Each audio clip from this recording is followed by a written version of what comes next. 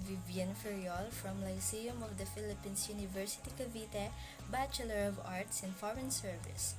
Today, I will give a brief discussion about my research paper in Political and Economic Geography entitled Analysis on the Passage of the Bangsamoro Organic Law and the Challenges to the Bangsamoro Government and the Philippine National Government.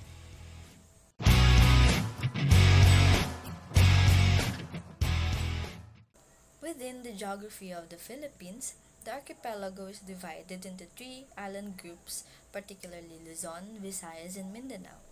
Each are divided with the regions that has different cultures, values, and systems. Mindanao, specifically in the autonomous region of the Muslim Mindanao, it has been the home of our Filipino Muslim people, or the Moros, that has long been struggling for their own independent administrative system. So, why is it important for the Moros to have their own autonomous political and economic structure? Half of the region in Muslim Mindanao is experiencing poverty, and according to statistics, the region had the highest dropout rate and had the lowest secondary school enrollment in 2015 to 2016. It is one of the most neglected and unstable part in the Philippines and in Southeast Asia, where it lacks infrastructures, sustainable industries, jobs, and schools. And according to some advocacy groups, these are some of the reasons why many are recruited in militant groups established by the Islamic State, like the Abu Sayyaf, so in order to struggle in ending oppression and neglect. So, Muslims are also experiencing discrimination from the anti-Muslim propaganda spreading not just in the country but in different parts of the world.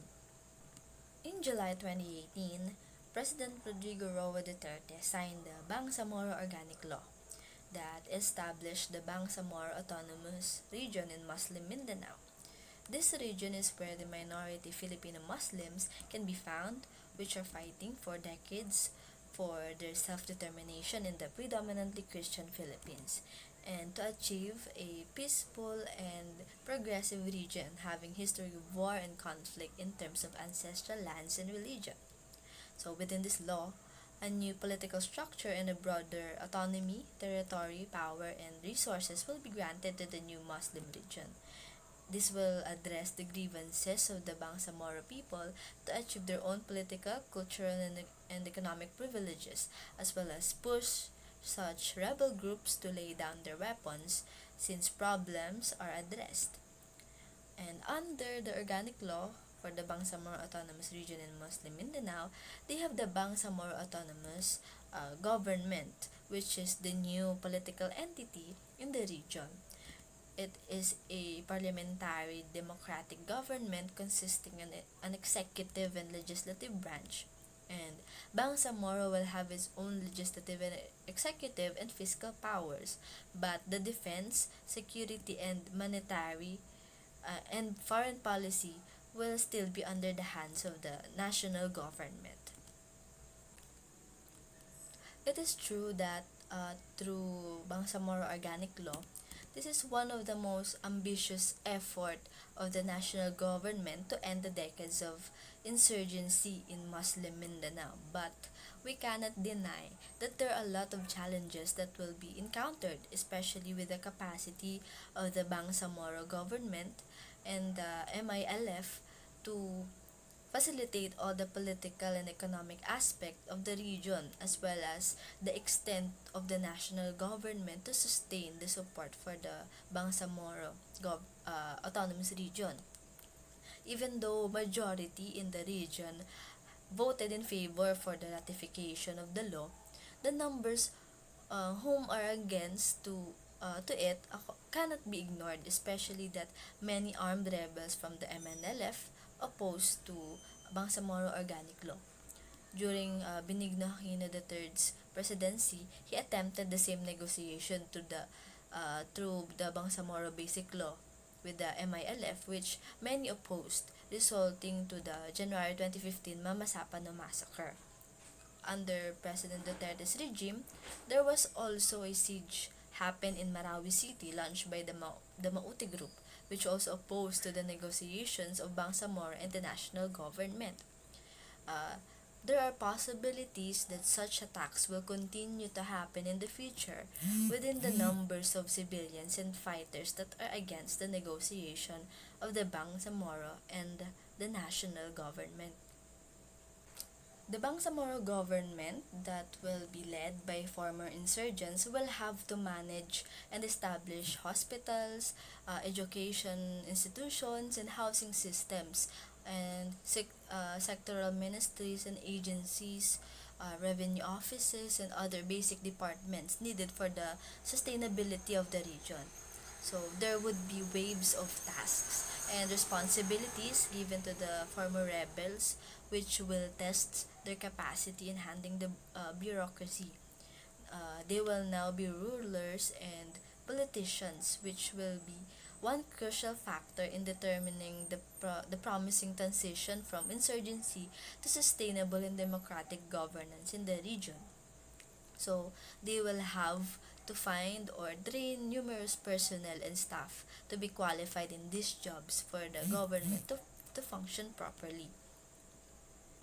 For my recommendations within these challenges that they will be facing, there should be continuous consolidation with the MNLF and other rebel groups that comes in the region which opposes with the Bangsamoro Organic Law or any peace negotiation with the national government. And the peace negotiations should be non-stop as long as there are still people taking arms, because it will only cause much challenges or even failure to the progress that the country had with the peace process in the Bangsamoro region. The current Bangsamoro authority should also utilize all the time and resources it has to train and strategize their ways in governing and managing the agencies that will be established once there would be an official Bangsamoro autonomous government after the national election in 2022. And the national government should also look closely and guide the new autonomous government, but limit their control. On the issue with the non-Moros and the indigenous people in the Bangsamoro region, they should be given the freedom to choose whether to be considered as Bangsamoro or not, even if they are residing in the region. There should be an agreement between them and the Bangsamoro government, especially when it comes to the lands and in the domains. Nevertheless, within this peace process with the MILF and other rebel groups in the Philippine government, it will be the beginning of the gradual dilution of the armed groups from the violent resolution of conflict to a democratic and peaceful ways. And with the power given to them, having the holds to its fiscal, legislative, and justice systems, there would be no reason for them to take arms and engage in violence, since they have the authority to implement policies that would be beneficial to them with regards to their beliefs without prejudices from other religion and ethnicity. And to conclude with the challenges stated earlier, the possibility for a resumption of violence remains, since extremism cannot disappear overnight. We all know that. And all of this will depend on the steps and directions that the Bangsamoro government will take, as well as the right amount of participation to the central government will take part. So that ends my brief discussion about my research paper and the passage of the Bangsamoro Organic Law.